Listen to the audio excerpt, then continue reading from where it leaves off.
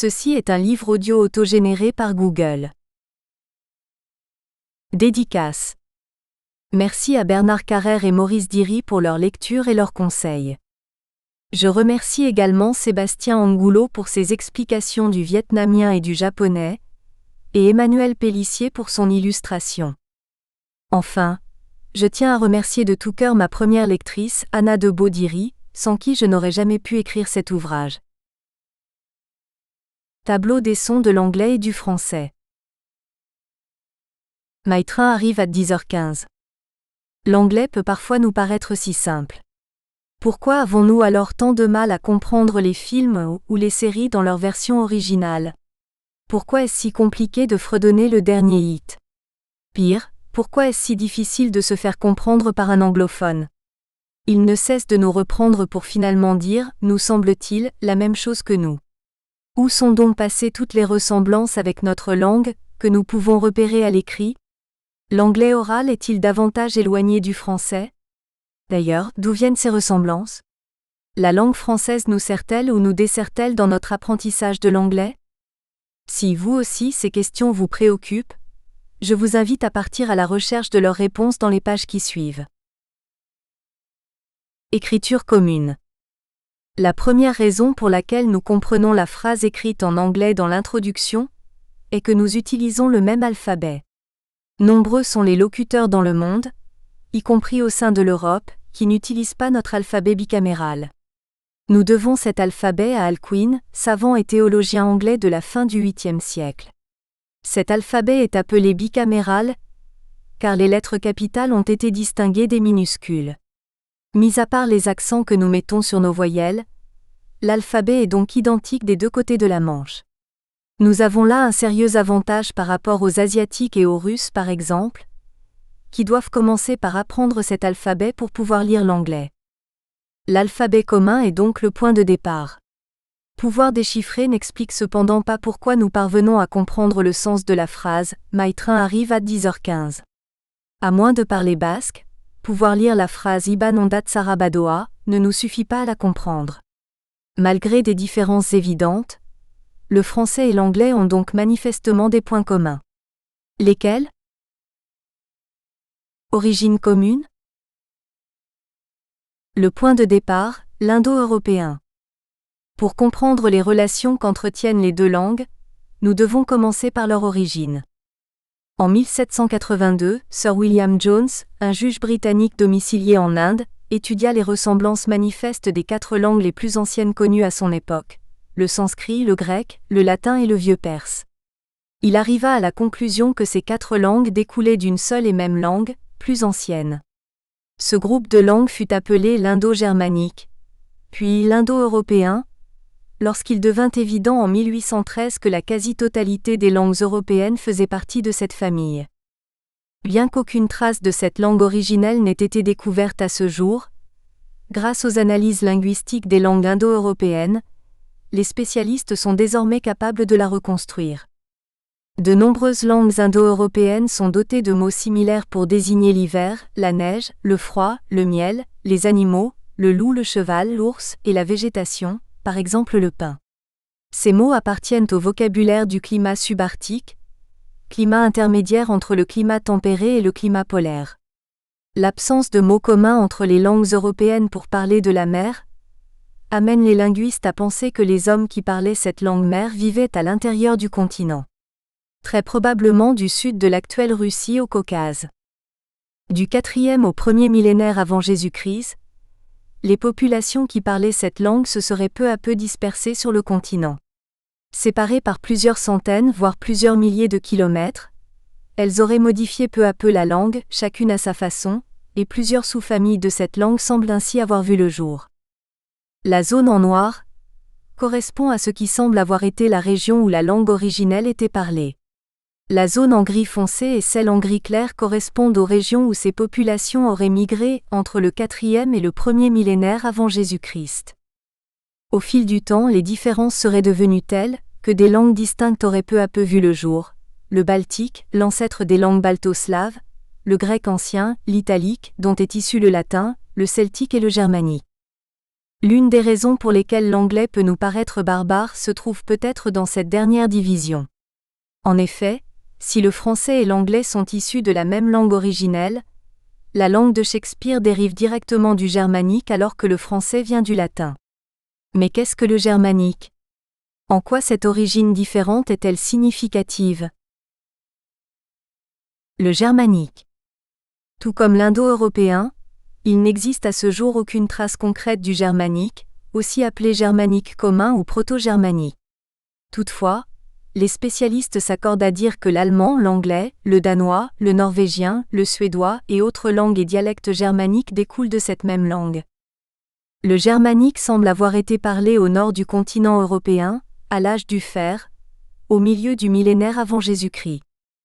Les peuples germaniques, appelés barbares par les Romains, vivaient au nord de l'Europe, le long des frontières de l'Empire romain. Deux des différences les plus marquantes avec sa langue mère, l'indo-européen, étaient l'intonation et l'accentuation.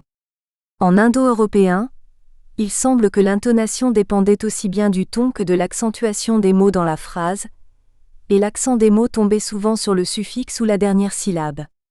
En germanique en revanche, il semble que l'intonation dépendait essentiellement de l'accentuation des mots. Ceci signifie que certains mots étaient plus accentués que d'autres.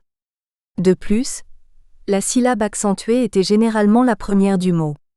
L'inverse donc, de l'indo-européen. La conséquence la plus marquante de l'accentuation du germanique fut la réduction, voire la disparition des voyelles inaccentuées.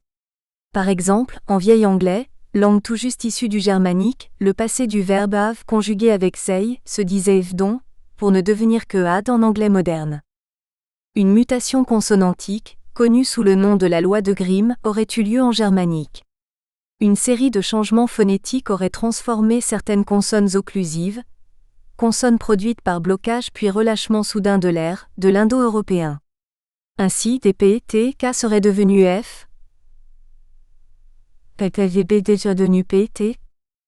Une autre différence majeure du germanique, par rapport à l'indo-européen semble avoir été la simplification des temps. Elle est passée d'un système complexe à un système binaire, le présent et le passé. Une évolution supplémentaire du germanique semble avoir été la possibilité de créer des verbes à partir de noms. Ce phénomène est toujours présent dans l'anglais moderne, où récemment par exemple, le nom propre Google a donné lieu au verbe to Google up, signifiant rechercher quelque chose sur Google. En germanique, il serait également devenu possible d'accoler deux mots, deux notions, afin d'en créer un nouveau comprenant les deux idées. En vieil anglais par exemple, les deux notions angla, nom donné à l'un des peuples germaniques qui a continué sa migration jusqu'aux îles britanniques, et land, terre, ont été accolées pour former le mot Anglaland, devenu England par la suite. En indo-européen, la marque du passé était visiblement marquée par un changement de voyelle à la fin du verbe, plus ou moins comme ce que nous avons en français. En germanique, cette voyelle semble s'être transformée en D ou T pour les verbes les moins utilisés. Nous retrouvons là la terminaison ed des verbes réguliers de l'anglais.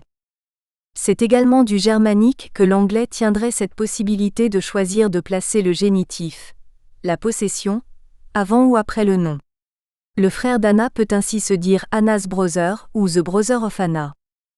Enfin, lors de leur migration vers le nord-ouest du continent européen, les populations germaniques ont découvert de nouvelles choses telles que la mer ou les falaises, ont mis des noms sur des concepts comme le jour et la nuit, la vie et la mort, et ont inventé de nouvelles choses dans leur évolution telles que le mariage et l'agriculture. De ce fait, ce nouveau vocabulaire s'est distingué de celui des autres langues du continent. Ainsi, les mots anglais comme sea, mers, swim non nager, cliff falaise, day jour, night nuit, life vie, death mort, husband époux, wife épouse ou plow. Je ne trouve de ressemblance que dans les langues germaniques, telles que l'allemand, le norvégien, le suédois ou le danois par exemple. Les peuples germaniques ont peu à peu colonisé tout le nord du continent européen, d'est en ouest. Tout comme sa langue originelle, le germanique se serait alors divisé en plusieurs groupes de langues. Les linguistes distinguent trois grands groupes, le germanique de l'Est, le germanique du Nord et le germanique de l'Ouest. C'est de ce dernier que le vieil anglais serait issu. Voici un graphique de ces divisions. Il nous est souvent reproché de moins bien parler anglais que nos voisins nordiques. Qui n'a pas déjà entendu que les Allemands parlaient bien mieux anglais que nous? Ce graphique peut donc nous faire déculpabiliser. En effet, alors que l'allemand ou le néerlandais par exemple sont des cousins germains de l'anglais, descendants tous trois du germanique de l'Ouest, le français ne partage qu'un ancêtre lointain, l'indo-européen. Les évolutions qui ont éloigné le germanique de l'indo-européen sont donc présentes dans ces langues. C'est le cas par exemple de la formation d'un mot à partir de deux autres, mentionnés un peu plus haut. Elle se retrouve en effet en anglais, mais aussi en allemand, en néerlandais, en norvégien et dans les autres langues germaniques. Ainsi, alors qu'en français nous devons passer par un groupe de mots pour dire tremblement de terre, cela se dit earthquake en anglais, erdbeben en allemand, aardbeving en néerlandais et jordskjelv en norvégien. Si ces agglomérats peuvent nous paraître barbares, ils sont en revanche familiers pour les locuteurs des langues germaniques. Les origines et l'évolution de la langue anglaise. Le vieil anglais avant 1066. Les premières migrations sur les îles britanniques. Autour du 3e millénaire AV. JC, des populations néolithiques venant de la péninsule ibérique ou d'Afrique du Nord ont traversé la Manche dans de petites barques rondes, et se sont installées à côté des petits groupes de chasseurs qui vivaient là depuis le 11e millénaire AV. JC. Les linguistes et les historiens pensent que ces nouveaux immigrants parlaient une langue indo-européenne. Vers 700 AV. JC. Un nouveau groupe d'individus a immigré, les Celtes. Ils venaient très probablement d'Europe centrale, et avaient migré petit à petit vers l'ouest. Des vagues successives d'immigration celte sont arrivées sur les îles pendant plus de 700 ans. Comme les Celtes des îles britanniques travaillaient main dans la main avec leurs cousins celtes, les Gaulois, les Romains prennent la décision de les envahir lors du 1er siècle avant Jésus-Christ. En 43 après Jésus-Christ, une armée romaine occupait l'Angleterre. La culture du sud de la Grande-Bretagne était alors devenue un mélange de culture celte et romaine. L'influence romaine a duré près de 400 ans. Leur contrôle de l'île a pris fin lors du déclin de l'Empire. En 409 après Jésus-Christ, Rome retira ses derniers soldats de l'île, laissant les Celtes romanisés se battre seuls contre les nouveaux envahisseurs, les Angles, les Saxons, les Jutes et les Frisons. Les invasions anglo-saxonnes. Le départ de l'armée romaine laissa place à 4 envahisseurs germaniques, les Jutes, les Frisons, les Angles et les Saxons. Ces 2 derniers peuples sont ceux que retiendra l'histoire, et les habitants des îles britanniques seront appelés jusqu'à ce jour les Anglo-Saxons. Les Angles et les Saxons étaient originaires du nord-ouest du continent européen, de l'actuelle plaine d'Allemagne du Nord et du Danemark. Ils parlaient le germanique de l'Ouest. Voilà donc pourquoi la langue britannique descend de cette branche. L'invasion germanique força les Celtes à fuir vers les montagnes à l'ouest et au nord de l'île. Ce qui explique la culture et la langue celte des Gallois et des Écossais. Les peuples celtes ayant quasiment déserté toute la partie est de l'île, l'Angleterre d'aujourd'hui, ces nouveaux envahisseurs imposèrent leur langue. Ce qui a été par la suite appelé le vieil anglais s'est répandu sur toute la région. Même si ces nouveaux envahisseurs étaient tous des germaniques de l'Ouest, ils ne parlaient pas pour autant un seul et même dialecte. 4 principaux dialectes étaient parlés, le saxon de l'Ouest, le keltique, le mercien et le northumbrien. Bien qu'ils aient tous eu une influence sur la langue anglaise, celle-ci est principalement dérivée du mercien. Les invasions vikings. Vers la fin du 8e siècle, la richesse des îles britanniques attira de nouveaux envahisseurs, les Vikings. Ces nouveaux envahisseurs, également germaniques, arrivaient du nord du continent, de ce qui correspond aujourd'hui à la Norvège et au Danemark. Lorsqu'il est devenu clair en 865 que les différents royaumes anglo-saxons étaient trop occupés à se faire la guerre pour pouvoir les repousser, les Vikings envahirent les îles britanniques. Les Vikings s'installèrent également en France, dans la région que nous appelons aujourd'hui la Normandie. Ceci n'est pas anodin, et nous y reviendrons un peu plus tard. Seul le roi Alfred dans l'ouest du Wessex parvint à résister à l'invasion. Il gagna une bataille décisive en 878, et 8 ans plus tard il prit d'assaut Londres. Sa nouvelle puissance lui permettait désormais de signer un traité avec les Vikings. La loi viking, le Danelaw, Dénalagu en vieil anglais, était désormais reconnue à l'est et au nord de l'Angleterre, et Alfred fut reconnu roi du territoire restant au sud de l'île. Suite aux échecs du roi Alfred pour reconquérir le pays, une nouvelle invasion viking a fait de Knut II de Danemark Knut Ier d'Angleterre, avec Londres pour capitale. De 1016 à 1042, le pays est alors devenu un condominium. Les raids vikings n'ont cessé que lorsqu'Harold a gagné la bataille de Stamford Bridge contre le roi norvégien le 25 septembre 1066. Ces invasions et ces occupations vikings ont considérablement influencé la langue anglo-saxonne. Les Vikings parlaient le vieux norrois, une langue germanique, cousine du vieil anglais. Ces deux langues se ressemblaient au point que les Vikings et les anglo-saxons se comprenaient, sans pour autant apprendre la langue de l'autre. Par exemple, pour parler de leur père, les Vikings avaient le mot fer, et les anglo-saxons le mot fader, devenu father en anglais moderne. L'influence du vieux norrois sur le vieil anglais s'est surtout ressentie dans le langage de la vie courante. De nombreux mots sont venus compléter, voire même parfois remplacer, le vocabulaire de la langue anglo-saxonne. C'est le cas par exemple du mot viking vindauja, devenu window depuis, qui a remplacé le mot igril en vieil anglais. Parfois, les deux mots ont été conservés et l'un des deux a servi à désigner une nouvelle chose. Par exemple, le mot scandinave bread s'est imposé pour faire référence au pain et le mot du vieil anglais loaf a perdu son sens premier pour ne référer qu'à la forme du pain, une miche. Certains mots vikings qui ressemblaient au vieil anglais se sont imposés. C'est le cas par exemple de sister, en vieux norrois sister qui a remplacé swester, de egmuff qui a remplacé ey, et de weak, faible qui a remplacé wok. Enfin, il semble que les Vikings soient à l'origine de la perte de la flexion, la déclinaison et la conjugaison de la langue anglo-saxonne. Cela serait donc grâce aux Vikings qu'il est bien plus facile d'apprendre l'anglais que l'allemand avec toutes ses déclinaisons, ou les langues latines avec toutes leurs conjugaisons. En effet, contrairement au français, il n'existe aucune conjugaison en anglais, mis à part l'accord de la troisième personne du singulier s et le verbe être be qui probablement à cause de son usage fréquent a gardé son inflexion. Ainsi, alors qu'un verbe du premier groupe, pour dire si le français est compliqué, la conjugaison des verbes est même divisée en trois groupes, comme manger se conjugue, je mange, tu manges, il elle mange, nous mangeons, vous mangez, il mange. Seule la troisième personne varie en anglais, et it, she eat, it, we eat, you eat, they eat. Cette simplicité explique en partie pourquoi l'anglais est devenu la langue de communication internationale.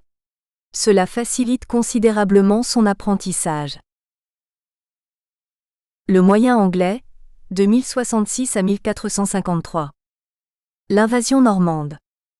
En 1066, le roi d'Angleterre Édouard le Confesseur est mort sans héritier. Sa mère était la fille de la duchesse de Normandie. Le roi Édouard avait passé une grande partie de son enfance en Normandie et avait ainsi fait venir beaucoup de Normands à sa cour. L'anglo-saxon Harold Godwinson, comte d'East-Anglie, de Wessex et d'Hereford revendiqua la couronne mais se la vit contestée par le cousin d'Édouard, le duc Guillaume de Normandie. Le Normand assurait que son cousin la lui avait promise. Affaibli par les batailles menées contre un troisième prétendant au trône, le roi norvégien, Harald Hardrada, l'armée de Harold ne put résister à l'invasion du Normand. Il tomba lors de la bataille d'Hastings le 14 octobre 1066. Guillaume fut ainsi couronné roi d'Angleterre dans la toute nouvelle abbaye de Westminster. C'est cet événement de l'histoire qui va faire de notre langue un atout majeur dans l'apprentissage de l'anglais. En effet, le nouveau roi amena avec lui beaucoup de Normands à qui il confia les postes clés et beaucoup de terres. 20 ans après son arrivée, seuls 2 grands seigneurs et 2 évêques étaient encore anglo-saxons. En quoi cela concerne-t-il les francophones ? Les Normands étaient les descendants des Vikings qui s'étaient installés en France, en Normandie, à la fin du IXe siècle. Ils avaient prêté allégeance au roi de France et avaient adopté la langue française. Ils parlaient donc un dialecte français, le normand. En Angleterre, la nouvelle aristocratie, la cour du nouveau roi, le nouveau parlement, les nouveaux hommes de loi et les écrivains les plus influents parlaient alors français, ou plus précisément le normand. Si le peuple a continué à parler la langue anglo-saxonne, il a dû apprendre le français pour parler la nouvelle langue officielle. La cohabitation des deux langues a eu une influence majeure sur l'évolution de l'anglais. L'un des plus gros changements fut l'emprunt massif au vocabulaire français. L'orthographe et la syntaxe furent aussi bouleversées. Après l'invasion. Suite à l'invasion normande, la haute société d'Angleterre parlait non seulement un dialecte français, mais elle entretenait également d'étroites relations avec la France. Guillaume et ses fils passaient autant de temps en France que dans leur royaume, et la plupart des seigneurs influents possédaient des terres en France. Grâce à son héritage et son mariage, le descendant de Guillaume, Henri II d'Angleterre 1154 à 1189, régnait sur l'Anjou, le Maine, la Normandie, la Bretagne, l'Aquitaine et la Gascogne. En 1204, la couronne d'Angleterre orchestra l'assassinat d'Arthur de Bretagne, protégé du roi de France. En représailles, les Français privèrent le monarque anglais Jean Santerre de la Normandie.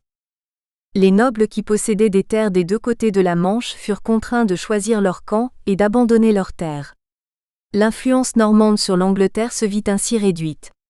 Toutefois, en parallèle, les liens entre le royaume d'Angleterre et le sud de la France se virent renforcés par l'union de Jean et d'Isabelle d'Angoulême en l'an 1200 puis celui de son successeur Henri III et Éléonore de Provence en 1236.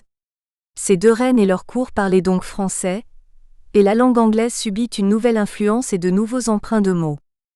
Avec la montée du sentiment anti-français lors de la guerre de Cent Ans au XIVe et XVe siècle, l'usage de la langue française recula peu à peu en Angleterre. Le français étant la langue de l'ennemi, l'anglais redevint la langue officielle du pays. Ainsi, en 1362, le Parlement décréta que les tribunaux devraient désormais être conduits en anglais, et les cours à l'école ne furent plus dispensés en français mais en anglais. La fin de la guerre en 1453 marquerait ainsi la fin du moyen anglais. L'anglais moderne, de 1453 à 1945. Si les linguistes s'accordent à dire que la fin de la guerre de Cent Ans correspond à la fin du moyen anglais, il est évident que la langue n'a pas radicalement changé dès 1453. Même si les changements ne furent pas aussi importants que lors du moyen anglais, nous le verrons, l'anglais moderne a subi de nombreuses modifications durant ces 5 siècles. L'anglais moderne est généralement divisé en 3 sous-périodes. L'anglais de la Renaissance, l'anglais moderne naissant, puis l'anglais moderne tardif. L'anglais de la Renaissance, de 1453 à 1660. Comme en France, de multiples dialectes étaient parlés en Angleterre. Cependant, lorsque le londonien William Caxton importa l'imprimerie en Angleterre, c'est en mercien, dialecte anglais parlé à Londres à cette époque, qu'il publia 2 best-sellers, Les Contes de Canterbury, de Geoffrey Chaucer, et Le Morte d'Arthur, de Thomas Malory, en 1483 et 1485. Un siècle plus tard, c'est bien en mercien que Shakespeare écrivait ses pièces. En 1611, la Bible fut traduite en mercien et le roi Jacques Ier déclara qu'elle serait désormais la seule version légale. Enfin, le développement de l'éducation est venu renforcer l'harmonisation de l'orthographe et la suprématie du mercien sur les autres dialectes. Le XVIe siècle fut marqué par une nouvelle vague d'emprunts de mots. Afin d'enrichir la langue, beaucoup d'écrivains de la Renaissance empruntèrent des mots au grec et au latin. Ce qui rapprocha un peu plus l'anglais du français.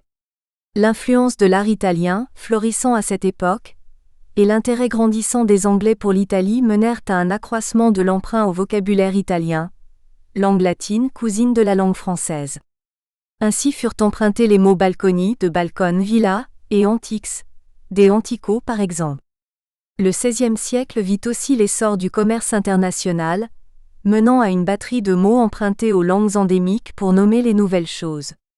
Comme la France participa autant que l'Angleterre à l'ouverture mondiale du commerce, la langue française en fit autant. La plupart des mots empruntés dans les 2 langues à cette époque sont ainsi identiques ou similaires. C'est le cas par exemple des mots potato, banana ou chocolate. Enfin, l'anglais moderne fut marqué par un grand bouleversement phonétique, le grand changement vocalique. Les voyelles longues se sont soit transformées en diphtongues, soit leur hauteur a été augmentée. Nous y reviendrons plus en détail lorsque nous analyserons l'aspect phonétique des 2 langues. L'anglais moderne naissant, de 1660 à 1815. Même si, encore une fois, l'évolution n'a pas commencé du jour au lendemain, le début de cette période correspond à la fin de la République répressive d'Oliver Cromwell, période connue sous le nom du Commonwealth d'Angleterre, 1649 à 1660. Où a bien pu s'exiler le roi Charles II après sa défaite face aux Républicains? En France, bien entendu. Encore un monarque britannique donc, influencé par nos coutumes et notre langue. De nombreux Français de son entourage le suivirent en Angleterre lorsqu'il revint sur le trône en 1660.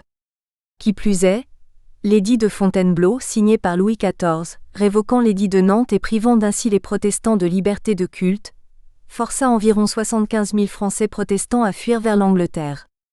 Rapporté à la population d'aujourd'hui, cela représenterait une immigration d'environ 1 million de francophones en quelques mois. Un roi ayant vécu en France, son entourage parlant pour la plupart le français et une immigration massive de francophones n'ont pu qu'engendrer une nouvelle vague d'emprunt à la langue française. Les mots pique-nique, du français pique-nique, et soupe en sont des exemples. Le XVIIIe siècle vit l'intérêt pour l'Antiquité s'accroître dans les deux pays. Les mêmes mots, basés sur des mots empruntés au grec et au latin, ont vu le jour des deux côtés de la Manche. Le mot prophète, tiré du latin, ou catastrophe, tiré du grec, en sont deux exemples. Suite à la publication du dictionnaire A Dictionary of the English Language, en 1755 par Samuel Johnson, une seule orthographe des mots en anglais fut désormais reconnue. L'anglais moderne tardif, de 1815 à 1945. Cette période fut caractérisée par trois phénomènes. Elle fut d'abord marquée par la création et l'emprunt de mots pour décrire les nouvelles choses issues de la révolution industrielle et des avancées scientifiques. Le grec ancien et le latin étant deux langues riches et stables, puisque mortes, beaucoup de mots scientifiques furent et sont toujours créés à partir de ces deux langues. Le langage se vit standardisé suite à la généralisation de l'école. En effet, les premières bourses scolaires furent données par le gouvernement en 1833, et l'école devint obligatoire jusqu'à 10 ans en 1880. Chaque enfant apprenait désormais le même anglais et la même orthographe. Enfin, cette période vit l'augmentation de l'usage des verbes à particules, tels get up, come on ou take off. Bien que leur utilisation date du Moyen Âge, celle-ci fit un bond considérable, donnant ainsi naissance à une richesse sémantique inégalable.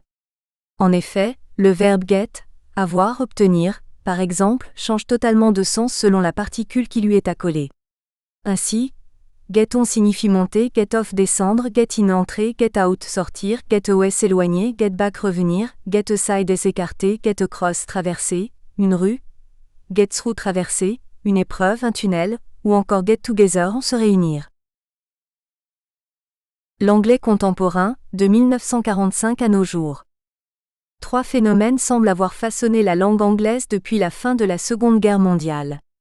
Pour commencer, l'explosion des avancées technologiques a démultiplié les emprunts au grec ancien et au latin. Un nombre conséquent de mots ont été empruntés ou créés à partir de ces deux langues, pour nommer les inventions. Le mot television, créé à partir du grec ancien tel, loin, et du latin visio, vue, en est un exemple. L'explosion de l'audiovisuel a elle aussi joué un rôle dans l'évolution de l'anglais. En effet, là où un mot créé par un individu ou un groupe serait resté dans la sphère locale pour disparaître ou mettre des décennies à se généraliser, il peut désormais être entendu et repris dans tout le pays, voire même dans l'ensemble du monde anglophone, l'Empire britannique ayant conquis un quart de la planète à son apogée. De nouveaux mots ont vu le jour par dérivation dégressive, du nom burglar est venu le verbe burgle, par découpe, fan est venu de fanatique, par découpe et ajout du suffixe i, comfy pour comfortable, par association de mots, jet set, par des mots valises, breakfast plus lunch donnant brunch, puis par la création d'acronymes tels que AIDS-SIDA. Enfin, la démocratisation des voyages à l'étranger depuis la fin de la Seconde Guerre mondiale a entraîné l'emprunt de mots aux quatre coins du globe. Si l'on peut retrouver le mot sushi, dès la fin du XIXe siècle en anglais, il a fallu attendre la mondialisation et les voyages d'après-guerre pour voir ce mot entrer dans le vocabulaire d'un tout un chacun. Voici une frise chronologique résumant l'évolution de l'anglais. Les origines et l'évolution de la langue française. Passons maintenant à l'histoire de notre langue. Si la langue française est également le fruit d'invasions, son évolution subit moins de rebondissements. Une histoire donc bien plus rapide à résumer. Le latin. L'indo-européen aurait donc donné naissance à 5 grands groupes de langues: le baltique, l'ancêtre des langues balto-slaves, le grec ancien, le celtique, le germanique et l'italique. La région où l'italique était parlée s'agrandissant avec les siècles, ce groupe de langues se divisa à son tour pour donner naissance à 3 langues, le sabellique, le falisque et le latin. Le latin, qui n'était parlé qu'à l'ouest de l'Italie, a peu à peu gagné l'ouest du continent grâce à l'expansion de l'Empire romain entre le 1er et le 5e siècle AP. J.C. Comme ses ancêtres, le latin étant alors parlé sur un vaste territoire, il se divisa à son tour en 6 différentes langues: le français, le castillan communément appelé l'espagnol, le catalan, le portugais, l'italien et le roumain. Le français. Alors qu'un peuple celte, les Gaulois, occupait déjà la Gaule, les puissants Romains imposèrent peu à peu leur langue, le latin et leur culture sur le territoire. Contrairement au vieil anglais, dont le noyau dur a résisté à l'envahisseur normand, le gaulois, sans doute dû au fait qu'il ne s'écrivait pas, a fait long feu face au latin. Pour faire commerce avec les Romains, les Gaulois se sont mis à parler la langue de l'Empire. Ainsi, le mel, mot latin qui donna notre mot miel, qu'ils vendaient aux Romains provenait de leur rusca, mot gaulois qui donnera notre mot ruche. Le gaulois ne s'écrivant pas, il laissa place au latin dans le langage juridique et politique, concept venu tout droit de Rome, dans un premier temps puis devint peu à peu celle des loisirs, de l'art et de la romance. Alors que la Gaule se romanisait, le gaulois cédait sa place au latin. Il ne reste aujourd'hui qu'une centaine de mots d'origine gauloise dans la langue française. Dès le début du Moyen Âge, 5e siècle AP. J.C., le latin parlé en Gaule se distinguait de Rome. Par exemple, les déclinaisons, si difficiles à maîtriser, avaient quasiment disparu. Par la suite, l'Empire romain déclinant, plusieurs peuples germaniques parvinrent à envahir la Gaule à tour de rôle. Parmi eux, un peuple y est resté se fondant à la population autochtone, les Francs. Étant germanique, ce peuple parlait l'une des branches du germanique, le francique.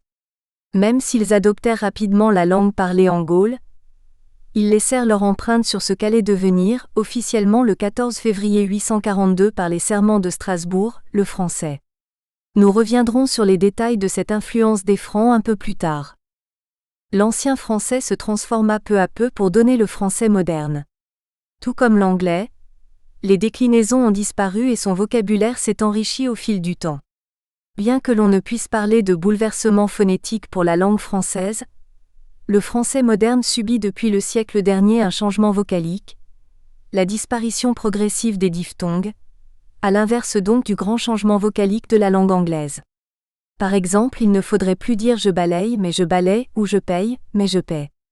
Si prononcer ces deux exemples avec une diphtongue est de nos jours toujours accepté, bien que perçu comme désuet, les diphtongues sur les terminaisons oyé et uyé ont-elles disparu, je crois, ils croient, j'appuie, ils appuient.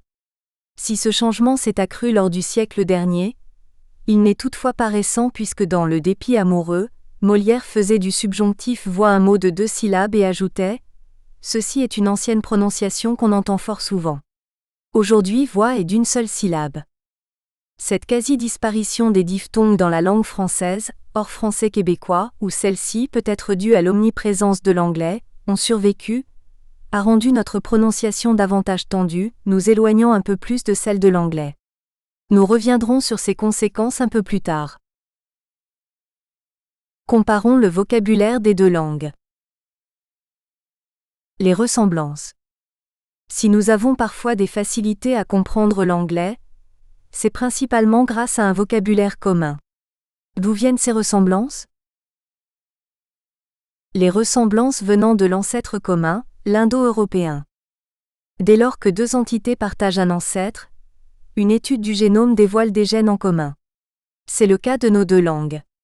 Comme cet ancêtre commun, l'indo-européen, date du 5e millénaire AV. J.C., ces ressemblances ne sautent pas toujours aux yeux. Elles sont néanmoins bel et bien présentes. Prenons les exemples des mots freeze, phaser, mother et master. À première vue, leur ressemblance avec le français n'est pas évidente. Pourtant, freeze ne ressemble-t-il pas davantage au français frais qu'à des équivalents non indo-européens tels que leng, en mandarin, bard en arabe, ou prostuda, en russe ? Cette ressemblance entre freeze et frais n'est pas le fruit du hasard. En gothique, Le plus vieil ancêtre de l'anglais pour lequel des traces écrites ont été retrouvées, fries, se disait friusan, forme déclinée du mot frius, le gel. Le mot froid de son côté vient du latin frigidus, forme déclinée du mot frigus. Une seule lettre différenciait donc les proches ancêtres de ces deux mots. Les mots father et père ne se ressemblent pas vraiment en tant que tels. Si l'on prend la déclinaison de père, paternel, en revanche, la ressemblance devient plus évidente, contrairement à des équivalents non indo-européens tels que Aita en basque, Baba en swahili, Uba en Hausa et Chichi en japonais. En effet, le mot père vient du latin pater, et le mot father, fader en vieil anglais, viendrait du germanique fader. Si l'on garde en mémoire le fait que le germanique aurait subi une mutation consonantique par rapport à l'indo-européen, et que les P, T, K seraient alors devenus F, parfois D, H, on comprend alors que pater et father ont bien la même origine. Cette ressemblance entre father et le radical pater est donc elle aussi due aux origines indo-européennes des deux langues. Nous pourrions dire exactement la même chose du mot mère, et sa déclinaison maternelle, et le mot anglais mother, qui se dit... Nous espérons que vous avez apprécié cet aperçu. Pour continuer à écouter ce livre audio sur Google Play Livres, utilisez le lien dans la description de la vidéo.